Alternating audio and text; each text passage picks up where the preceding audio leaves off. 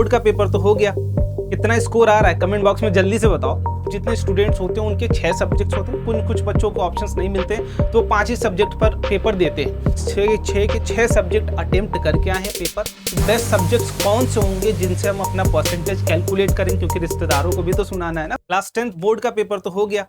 कितना स्कोर आ रहा है कमेंट बॉक्स में जल्दी से बताओ। और अगर तुम्हारे मन में ये सवाल आ रहा है ना कि भैया वो 5 बेस्ट सब्जेक्ट्स कौन से होंगे जिनसे हम अपना परसेंटेज कैलकुलेट करें, क्योंकि रिश्तेदारों को भी तो सुनाना है ना परसेंटेज, कितना परसेंट मेरा आ रहा है। तो देखो यार, पूरी डिटेल में आपको समझाने वाला हूं। इसके बाद तुम्हें कहीं और जाने की जरूरत नहीं पड़ेगी परसेंटेज खासकर कैलकुलेट करने के लिए। बाकी रिजल्ट सुनाने के लिए जरूर जा सकते हो कहीं पे। तो देखो, अगर हम टोटल क्लास 10 की बात करें तो मेजरली जितने स्टूडेंट्स होते हैं उनके 6 सब्जेक्ट्स होते हैं। कुछ बच्चों को ऑप्शंस नहीं मिलते तो 5 ही सब्जेक्ट पर पेपर देते हैं। लेकिन ये वीडियो उन्हीं बच्चों के लिए इंपॉर्टेंट है, आगे वही बच्चे देखें इस वीडियो को जो 6 के 6 सब्जेक्ट अटेम्प्ट करके आए हैं पेपर, है ना। हो सकता है आगे आपका सब्जेक्टिव या इलेक्टिव पेपर का पेपर अभी बचा हुआ हो, लेकिन जो बच्चे 6 सब्जेक्ट के पेपर दे रहे हैं उनके लिए वीडियो खासकर इंपॉर्टेंट है। लेकिन जो बच्चे 5 सब्जेक्ट का दे रहे हैं तो फिर तो आपको ये समझ जाना है कि बेस्ट 5 ही चूज करना। आपके पास 5 ही है तो 5 में से आप सिलेक्शन कर नहीं सकते। लेकिन अगर 6 पेपर आपने दिए हैं तो उन 6 में से कौन से बेस्ट 5 को चूज करना, ये मैं आपको इस वीडियो में क्लियर कट समझाने वाला हूं। तो एक एक करके शुरुआत करते हैं भाई। पहले समझने की कोशिश करते हैं कि कौन कौन से ऐसे सब्जेक्ट हैं जो हम पेपर देते हैं, पढ़ते हैं, और कौन सा सब्जेक्ट कंपलसरी है। देखो, सबसे पहले मैंने आपकी लिखा हुआ है इंग्लिश, है ना। और इंग्लिश एक लैंग्वेज है, बेसिकली लैंग्वेज नंबर 1। हम 2 लैंग्वेजेस पढ़ते हैं, एक लैंग्वेज नंबर 1 जो कि इंग्लिश अपना, एक लैंग्वेज नंबर 2 कहीं कहीं पर हिंदी होती है, कहीं कहीं पर अपनी according to the regional space CBSE उसको अलॉट कराता है। तो अगर हम सबसे पहली बात करें तो इंग्लिश एक ऐसी सब्जेक्ट है भाई जिसको सीबीएसई प्रमोट करता है, क्योंकि एक लैंग्वेज है जो ऑल ओवर इंडिया भाई बोली जाती है। कहीं पर भी आप जाओगे इंग्लिश इज कंपलसरी।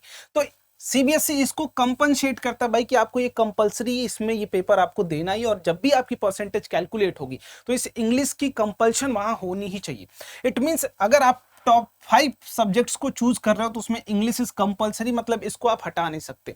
तो जो सबसे पहला सब्जेक्ट हो गया वो तो हो गया भैया इंग्लिश, है ना। ये इंग्लिश हो गया। बचा कौन सा? 4 सब्जेक्ट। अब उन 4 सब्जेक्ट की लड़ाई बची हुई, उनकी बात करते हैं एक एक करके। तो फिर दूसरे नंबर पर आ जाती है आपकी लैंग्वेज, तीसरे पर आ जाती है साइंस, चौथे पर मैथमेटिक्स, पांचवें पर सोशल साइंस, और लास्ट बन जाती है आपकी इलेक्टिव सब्जेक्ट जिसमें आप आईटी या फिर कंप्यूटर साइंस या फिर जो भी कोई भी आपका एक इलेक्टिव सब्जेक्ट हो सकता है। अब बात आती है कि हमें जब भी परसेंटेज कैलकुलेट करना तो वो टोटल कितने सब्जेक्ट्स होने चाहिए भैया, तो वो 5 होने चाहिए। लेकिन अब अपने पास एक तो हमने सेलेक्ट कर लिया 6 में से, अब कौन से ऐसे 4 बचे हुए हैं जिनको हमें सेलेक्ट करना है। तो हमें कुछ नहीं करना, बस ये आप देख लो कि बचे आपके जो इतने 5 हैं, बचे 5 हैं, तो उसमें से बेस्ट आपको उन 5 में से बेस्ट 4 को चूज करना है। और इन दोनों को आप जब चीज चूज कर लेते हो, सबसे पहली इंग्लिश इज कंपलसरी, बचे जितने भी आपके 5 सब्जेक्ट्स उनमें से बेस्ट 4 चूज करना है। कौन कौन से में? या तो लैंग्वेज हो सकती है, या तो साइंस हो सकती है, मैथमेटिक्स होती है, सोशल साइंस हो सकती है, इलेक्टिव सब्जेक्ट्स हो सकते हैं। कोई भी सब्जेक्ट हो उनमें से आपको बेस्ट 4 चूज करना, मतलब जिसमें सबसे ज्यादा हायर स्कोर हो। और चूज करने के बाद सारे जो टॉप 5 सब्जेक्ट आपके आ जाए, उसके बाद उसमें 500 से आपको क्या कर देना है? डिवाइड कर देना है। यही आपका क्या हो जाएगा भाई? दैट इज आपका स्कोर आ जाएगा, परसेंटेज भाई आ जाएगा। क्लियर है क्या? इतनी बार आई होप एकदम अच्छे तरीके से इतनी बात आपको क्लियर हो गई होगी। यहाँ पर ध्यान से अगर देखेंगे, बेसिकली 500 से नहीं, 5 से डिवाइड करना पड़ेगा। 500 से डिवाइड कर दोगे तो बहुत कम आ जाएगा, घर पे बता नहीं पाओगे फिर किसी को, ठीक है। तो 5 सब्जेक्ट को क्या करना है आपने? 5 सब्जेक्ट्स को, सब्जेक्ट्स के मार्क्स को सम करना है। सम करने के बाद उसको 5 से डिवाइड कर देना। और ध्यान ये रखना है कि हम सिर्फ कौन से सब्जेक्ट्स को रिप्लेस कर सकते हैं। अगर ध्यान से देखो तो इलेक्टिव सब्जेक्ट जो अपना है ये इन 4 सब्जेक्ट्स को रिप्लेस कर सकता है। कौन से? Language number 2, science, mathematics, social science. इन 4 में से किसी में भी आपके स्कोर कम आए हैं तो आप उन चीजों को रिप्लेस कर सकते हो। ऐसा क्यों सीबीएसई अलॉट कराती है उसके बारे में समझते हैं। इलेक्टिव सब्जेक्ट्स में हो सकता है कि आईटी हो या फिर सीएस हो, कुछ भी हो सकता है। और ये टेक्निकल सब्जेक्ट्स हैं, स्किल बेस्ड सब्जेक्ट्स हैं, और सीबीएसई स्किल को प्रमोट कर रही है ना। आप समझ सकते हो, स्किल बेस्ड स्टडी ही सीबीएसई का मेन मोटो है। तो वो स्किल को प्रमोट कर रहे हैं, इट मींस वो इसको औपचारिकता दे रहे हैं भाई, इसको इंपॉर्टेंस दे रहे हैं। बाकी हो सकता है क्लास 10 के बाद आप साइंस ना पढ़ के कॉमर्स वाली फील्ड में चले जाइए, मैथ ना लेके बायो ले लीजिए, सोशल साइंस हो सकता है कि ना हो अगर आप साइंस फील्ड में जाते हो तो।